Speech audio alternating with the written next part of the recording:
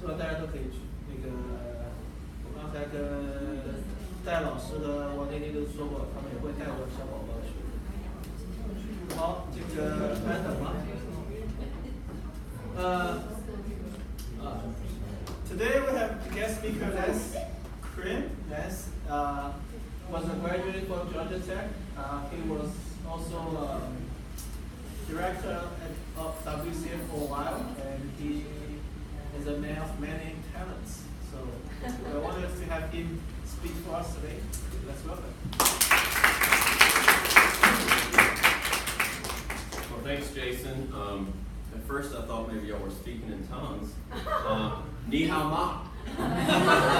That's the extent of my Chinese or Mandarin. So I do not know your amazing language. I do have many students who come from mainland China, who also come from other places that speak Mandarin. And of course I have students of all international flavors, different languages, and we'll talk about that in a minute.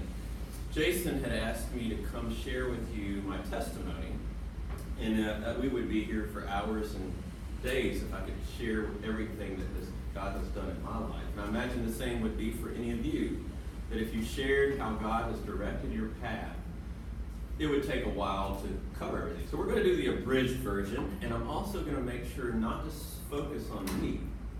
The Bible is written not for me and not for you, but for all of us. And every one of us has a story. And what I wanted to focus on during our, I still call it Sunday school hours, or what do they call it, discipleship hour? The same synonyms. And the other thing is, since English is my first language, sometimes I talk too fast. Please tell me to slow down if I'm going too fast. I am a teacher, and we'll talk about that, so I talk a lot. But I wanted to make sure that we do a Sunday school class also with this testimony. And the part that I wanted to focus on, when you think about your testimony or anyone's testimony, it's about their life, you know. And so I really believe, if you read your Bible, that God orchestrates all of our lives. He has a perfect providential plan for each of you. He has a perfect providential plan for me. He has a perfect providential plan for everyone. He has called us to be part of his relationship with him and our relationship with each other. You can think about the highest calling of what all of us are supposed to do is to love God and to love his people. And that's what we're supposed to do. So nothing would be good in Sunday school without some undergirding background information where we use the Bible as the source. So I do have a few key verses. I didn't check these pens. And it's okay if you don't have your Bible, I'll just quote them. But if someone wants to quote these passages, we can do that. And they do relate to this perfect providence that I believe God gives for everyone. He has a plan, even when things look grim. Things look grim a lot of the time. One of my neighbors came with us today. She's here, Lori. She paints. I think of painters. You know, sometimes a splotch can appear on a canvas that someone might be painting and it looks bad. And yet a painter, a really gifted painter, can take that mistake or splotch that was there and turn it still into a fabulous painting. And that's what God does in our lives. The people that mess up are us. I've messed up so many times that if I were to spend all the time telling you, I wouldn't even be able to remember them all, and we'd be here forever. So he takes our sin. He takes when we mess up, and he still makes a beautiful painting of your life. So the passages that come to mind are these three in the Old Testament and one in the New Testament that might be familiar to many of you. This is Jeremiah 29:11. Anybody know what that says? What now? I have plans for you guys to prosper you. Yeah. And how does it start? Someone will look it up. And then I'm going to put some others that other people can look up. This one I'll do first. And then another psalm. Sorry, my handwriting is not necessarily so good. And then lastly, and if we, again, wanted to put up all the verses that relate to perfect providence, it would take a long time too. So yeah, Jason quoted it really, really well. It's like, for I know the plans that I have for you, says the Lord. Right? Plans to prosper you and give you peace. There's different versions, but think about the context of that passage. The previous verse in verse 10, Jeremiah the prophet is predicting the captivity for 70 years of the Israelites into Babylonia. If you know your church history or the Bible history, that did happen. The Israelites were sacked by the Babylonians. They were taken from their home country of Israel and taken to Babylon, which is now modern-day Iraq. And they were there for 70 years. Have you heard of Daniel and the lion's den? Some of you? The book of Daniel is about that 70-year period where Daniel was there as a young teenager.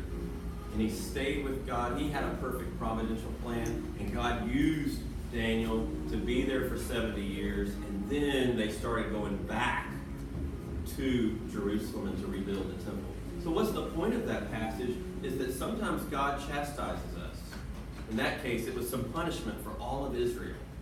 For they had turned away from God. They weren't looking at him. They were looking at other idols. And yet God still, in his unconditional love, his agape, unconditional love, his loving kindness. And in the Greek, I know a few languages, just a few words. Right? In the Greek, unconditional love is agape, which I named my dog because dogs are very unconditional. Just think about it. You put your dog in the trunk of your car and leave him there for a week, and you come back. I've never done that, but if you did that, and you come back, don't you know he is happy to see you? Try that with your loved one, your spouse, or your brother. Put them in a trunk for a week, open it a week later. Do you think they're going to be happy with you? Probably not. So that passage to me speaks how even when God knew he's going to punish us sometimes, he has the best in mind, and they did come back. Then there's this other passage that's maybe a more applicable passage, Psalm 119, 105. Michael W. Smith, you might have heard him. He's a famous singer, and Amy Grant, who is also a famous singer, popularized this verse back in the 1980s. Does anybody have it memorized? Thy word is a lamp unto my feet and a light unto my path. Now that comes, the context in Psalm 119, it's an acrostic. It's every Hebrew letter of the alphabet has some various verses. And all of those psalms, as you know, were songs. David didn't write all of them, but David wrote most of them. King David of Israel. That's what they sung when they went to a service like we do today. Sometimes we do sing psalms. Sometimes we sing new songs. Sometimes we sing hymns that are of old, many hundreds of years. I don't know how the melody went then, but the melody is a really cool melody that we've received from Michael W. Smith, one of God's servants. And I don't know if you've heard it. Thy word is a lamp unto my feet and a light unto... Have you heard that? Yes. Some of you know that. So Google it, right? YouTube has many renditions. He sings it a whole lot better than me. Michael W. Smith does play the piano. And when I had college class in here years ago, when I was at Georgia Tech, we had that piano in that room was over there. So I was hoping we could play a song, but we'll maybe do that later if we have time. So the purpose of this passage to me is that when you think about thy word is a lamp unto my feet, word, what is the word? The word is the Bible. Right? And so that's what provides light to our path. Right? Thy word is a light to my path. Is that what it said? I sung it. Singing helps because it remembers the word. Thy word is a light unto my path, right?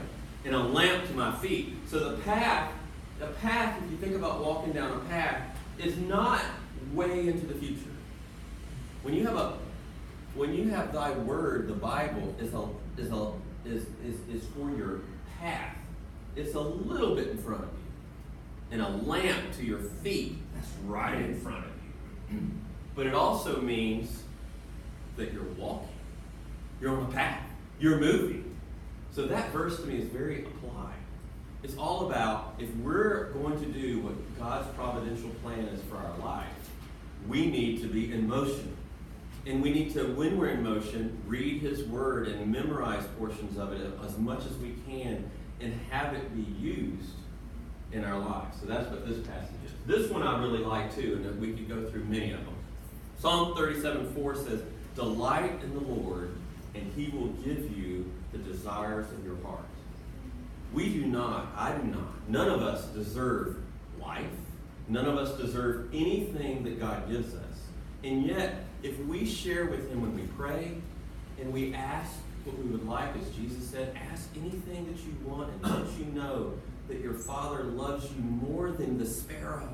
He has our hair, and I got a lot more hair, Jasmine noticed. I'm growing it out. I've never done it before. I thought it was an experiment. It's kind of fun. Just thought it would be a fun thing to do. And he has all those numbers.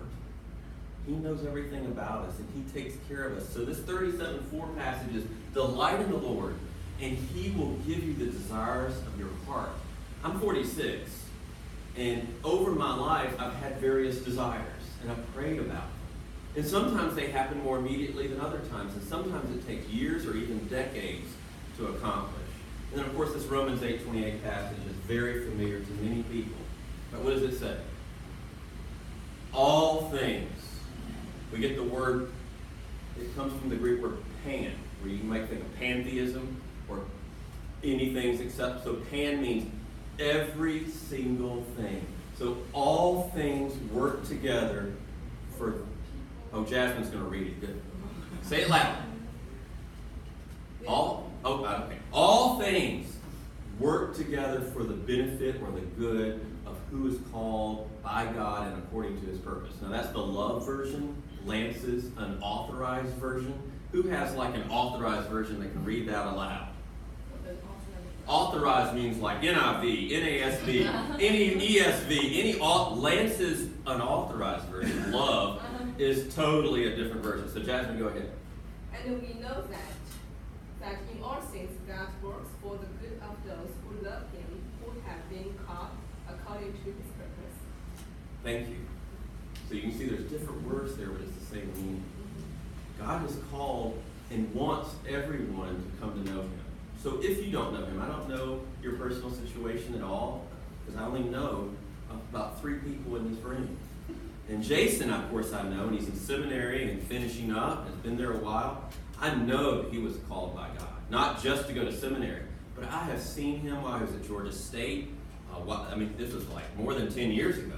And the ministry that he has done at WCF, and with Neil and Carol Hightower, I've known them since I was 18. I came to Georgia Tech too, so I'm going to start sharing with you a little bit of my story, and you'll stop me so we can have time for questions. But all of these verses are important in my life, and they're important in your life, about how you come to see how God is orchestrating your life. So I was born many, many years ago, 46 years ago, in Jackson, Mississippi. And my father had actually not finished seminary at that time. He was at RTS, the same seminary you're at, but the Jackson version, not the Atlanta version. He graduated in 1974. I was born in 1972. His first church calling was in 1974, and he went to what's called First Presbyterian Church of Bay St. Louis in Mississippi, right there on the coast. Many of you probably haven't heard of it unless you remember Hurricane Katrina. During Hurricane Katrina, there was a lot of devastation, mainly in New Orleans, but also in Bay St. Louis, houses destroyed.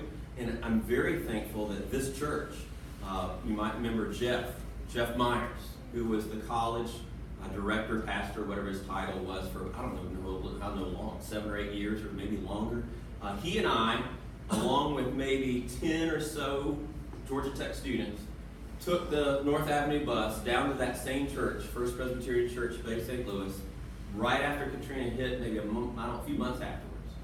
And we helped rebuild the community with those people. Lots of houses were destroyed. It was flooding, but it was also the hurricane just demolished houses. So I didn't know at the time, we lived in the house right next door to the church in 1974, and I kind of grew up there initially. And as being a PK, as we call it. Ever heard of PK? Pastor's kid. Yeah. So being a PK, we moved around some because my father actually taught at RTS for a while. We went back to RTS. And of course I followed my family. I was still a child. And then he took a pastorate in South Carolina. And after a while, he started a new church in South Carolina, all Presbyterian churches. And then God called him to a wonderful ministry of counseling. He was doing it as a pastor, and now he's been doing that since I was a senior in high school, since 1990.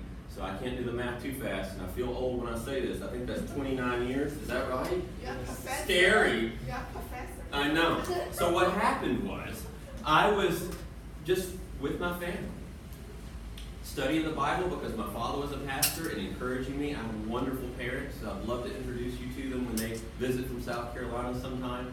And it was that undergirding, the learning the Bible and making sure that the Word was at my feet. Of course, I faltered, right? It's a zigzag path. I made many mistakes and still do. But God still blessed all that I wanted to do. So as I got into high school, I decided I want to be a teacher. So I did this teacher cadet program. And then I found out, teachers in high schools don't make a lot of money, as some of you know. Not enough maybe to help support a family. So I started thinking, well, I'd like to teach college, but my goodness, you got to get a PhD and a doctorate degree. Some of you, how many PhD students are here? A few. And how many of you are undergraduate students? How many of you are at Georgia Tech? How many of you at Georgia State? How many at Emory? How many are somewhere else? So it's mostly Georgia Tech, it looks like, which is great. This church, when I came to Georgia Tech, so I went through high school in South Carolina, graduated, went to 2 different high schools, and that was challenging. Went to Georgia Tech out of South Carolina. What had happened was we had just had the Lethal Weapon 3, a basketball superstar of 3 people, appear in the Final Four in early 1990, and I was like, that sounds like a good school, and I started researching it a little bit. They have really good engineering. I had been involved in a program during high school about engineering, and I was motivated and just excited about electricity, and I wanted to learn about it. So I went to Georgia Tech, and one of the first people I met was Neil and Carol Hightower. Some of you met Neil and Carol. At 18, they came over to the Georgia Tech Presbyterian Center. I was Presbyterian, a PK, I just knew Presbyterian people love each other. I wanted to be around the Presbyterians, and there weren't many. At that place at that time, there were very few. But Carol and Neil came, and also Doc and Betty McKay. You might know Doc and Betty McKay. Their son was very young then, but Joellen married him later, and they are doing really well. So the point is that God orchestrated, even though I had a choice, I could have gone to the Baptist Center. I could have gone to no Christian ministry. Could have gone to a fraternity. But I chose the Presbyterian, and then God blessed me in that in many ways. One way is I was able to graduate pretty quickly. I graduated within 3 years at Georgia Tech, which is not normal. I did take off summers because I paid my way through school. I would go in the summer back home to South Carolina, and I worked at an amusement park very similar to Six Flags. If you've been to Six Flags, about the same size. It's called Carol's, if you've ever been there. And so when I came back each year, I finished, and I had to get out because the motivation was I was paying for this myself. I didn't have any. I had some scholarships, but a limited number, and I was out of state, and it was expensive. There was no hope for me. No Hope Scholarship. That didn't even exist for out-of-state students, and still doesn't. So I went through, and of course, with this church, there's so many people that minister to me, not just Neil and Carol. You know Whit Smith? Before he married Alice and I had met him, Whit was my PhD graduate advisor. And so I graduated, and he pulled me under my wings, and he helped me get that GRA. That some of you have a GRA? Anybody got a GRA? It's needed, right? Especially for out-of-state students, because it's high tuition for out-of-state or out-of-country, very high. And the GRA pays almost all of it, right? Back then they paid all of it but the fees. I know the fees are high too. And they give you a stipend. I don't know what your stipend is now, but it used to be $15,000 a year. Is it much more now? 26. Still $26,000 a year is not too high when we know that your skills and abilities as your undergrad degrees, you could leave and go make 56 or 66 or 76. So I'm very thankful that you're staying, finishing your graduate schooling. And remember, I felt a desire to teach. That's what I wanted to do. But I made some mistakes. I did not finish the PhD program. I got married. I started having some children later. And I just needed to put food on the table. And so the $15,000 was not enough. And so I decided to go work as an engineer. I had my master's degree. I was working towards that PhD. And there were some problems that happened, as you probably will encounter too, where sometimes Georgia Tech is more interested in the money of your research than the pure research. And I was disenfranchised by that. So I left, and I worked in industry. But my desire, remember this one here, 37:4, delight in the Lord, and He'll give you the desires of your heart. My desire was to become a teacher. So I graduated in '93 with the undergraduate degree in electrical engineering. from Georgia Tech, and in '94 with the master's.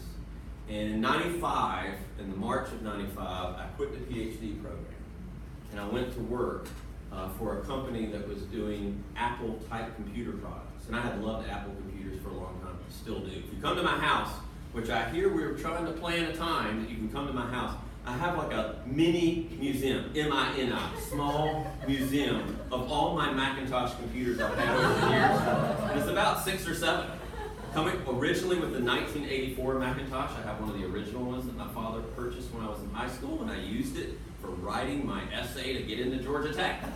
It doesn't even have a hard drive. It booted off a floppy, if you know what that is. So I was here at Georgia Tech, graduated, worked only from '95 to '97. And remember, I wanted to be a teacher, and I've been told so many times, you can't be a teacher without the PhD. But I went ahead and applied for like 20 schools anyway. And one of them hired me. And the name of the one that hired me is Southern Polytechnic State University in Marietta. You might have heard of it. It had an engineering technology program where master's degree people with some industrial experience were acceptable. And they hired me. I started working there in 1997. Now we're under new management. Kennesaw State University owns us now. They purchased us kind of not with money. They used different ways to purchase our university. And it'll be 5 years ago, coming this January next year. So it's been about 5 years since they did that. And because of that, our engineering programs have now been placed on a platform that we never would have had before. We were a small institution. When I started, there were 3,500 students. 5 years ago, SPSU is the acronym. Southern Polytechnic was about 6,000 students on our campus in Marietta. Since KSU has brought us under their new management, we actually are at 8,000. And the North Campus, or the Kennesaw campus, has like 26,000, very large. And so this desire that I had to be a teacher, that I really felt like I was called to do, God provided it. I didn't have the academic pedigree. Still don't. And he hired me anyway. I'm actually now, and I don't say this to brag, because the person who did it is not me. It is God himself. I started as an assistant professor in '97. I got promoted in 2007 or 8 to be an associate professor and was awarded the Teacher of the Year of the entire university among our 100 or so faculty at the time by our president. It's only because my passion is teaching. She recognized it, and she gave me an award, and that was pretty cool. That award helped me get tenure.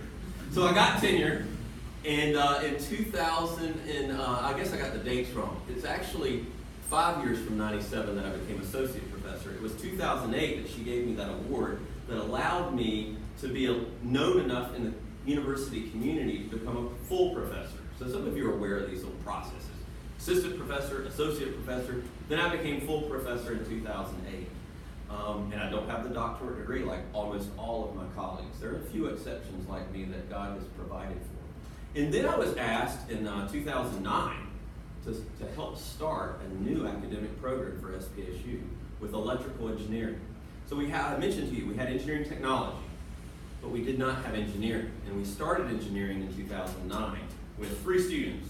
We had 3 electrical engineering students, is all we had in 2009. And I was asked to lead it. I was the only faculty member in 2009. I hired 2 more in 2010 and then another one in 2011. We now have 12 faculty in electrical engineering and 609 students. Notice I said not 600. I am not God, but I do see what he does, and I try to mimic it and learn from it. And he has all of us known. He has all our hair known. So I tell my students, I care about each one of you deeply. So that's why it's 609. And I'm very thankful to tell you it's not 608. We rarely, Georgia Tech has it happen more often than we do, and thankfully it's rare there too, but we had a student, pray for him, his name is Jonathan.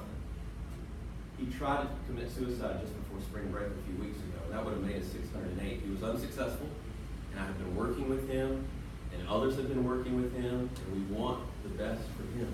My point is, consistently my point will always be that it is God that directs our paths. It is God that takes us from one place to another. And he will give you certain things that you are desiring in. One, in my case, was teaching. And it wasn't just teaching academically, because he has, and I'm going to stay at KSU as long as they'll have me. I love being there. I love the students most of all, but I enjoy the colleagues, and I hope to retire there when I'm about 74. That's what I'm thinking. In the year when I'm 74, the college or the university will celebrate its centennial year. So I'm like, I'll be there for the 100th anniversary, and then I might, at 75, kind of chill out and relax some. So I'm a busy person for a while, and you heard Jason say this. For a 10-year period, we had, you might have met Reverend Dave Pierce. He is a member here at North Avenue. He is coming now to this church. But he had retired from the pastorate at Austell Presbyterian just about 6 months ago or less. Very recently, he started coming back here. He was our campus pastor full-time from 1992 until about 2000, I can't remember the year, 6 or 7. He was the last speaker. Oh, good, you've met him. I didn't know that. Reverend Pierce. Dave Pierce and I go back from 1992, because I was still an undergrad at the time, and I was highly involved as the president of that ministry, as a student president. And when he decided to take the full-time pastorate, Neil and some others that are involved in WCF also, it was the Georgia Tech Presbyterian Center, but we changed our name to WCF. If you went to, y'all saw the sermon today, Megan said something so profound, that we do things to make sure that we're welcoming to the seekers. And the name Presbyterian Center wasn't that welcoming to seekers because they didn't know what it was. And some of them that did know what it was were like, Presbyterian, don't want to go there. So we changed it to Westminster Christian Fellowship. We named it that to honor our history and legacy of the Westminster Confession, and there were also Georgia Tech Presbyterian, not Georgia Tech, other Presbyterian centers and other universities that called themselves Westminster Fellowships. But we decided to put the C word in there, and we called it Westminster Christian Fellowship starting in 1992. We changed it again. We changed it to welcome Chinese students. I know. WIF was started with Ellen Coble. I know Ellen well. And then, of course, Neil and Carol have been involved in the international ministry at WIF or WCF or Westminster Fellowship. We maybe for I don't even know how long, 12 years, maybe longer. So they had asked me to come for 1 year after Dave Pierce had moved on to another pastorate. Come for 1 year as an interim. Scott Weimer is retiring. He came in '97 to this place. He's been here a long time, and I'm always amazed at what God has done through Scott in our midst. It is so amazing. We're going to miss him terribly. But God is calling him to the next thing. Okay? He does it in all of our lives. And so they asked me to do it 1 year on an interim basis, just like we're trying to find someone on an interim basis. And then Jeff started as college director, so we tried the next year, year 2, we tried to see if we could do Jeff as the WCF director at the same time as being employed here, but then it got really difficult. Remember the Bible verse, you can't serve 2 masters? It's not exactly the same thing, just a little joke. It was just too much. I was still working at a non-Christian place at the university, but I had time to come down to WCF on 2 to 3 days a week, just for maybe 2 or 3 hours to help continue the ministry. And actually, things happened, made me there for 10 years. So I stopped serving as the director of WCF when I found one of my students, John Kaiser. He graduated in like 2010. So I started at like 2007 or so at WCF and left in 2017 or so, maybe 2018, I get the dates confused. And John is still the director. He was one of our students. He was our student president, just like I was a student president, and he is doing it. Have y'all met John Kaiser? Some of you? He is a fabulous ambassador for Jesus Christ, and he's doing a fabulous job. I can tell you things about him as I knew him as a student, and I can see how God orchestrated his life to do what God wanted in his life, and also what John wanted. I'm going to tell you one other story. I don't know how we're doing on time. You'll have to tell me. We're fine. Okay, good. I'm going to tell you one other story about how God has blessed me. But again, I want to make sure you know I am not bragging about me. I don't deserve what he's done for me. I don't deserve anything that he does for me. And dare I be bold and say, none of us deserve anything that he does. We don't even deserve the food we eat.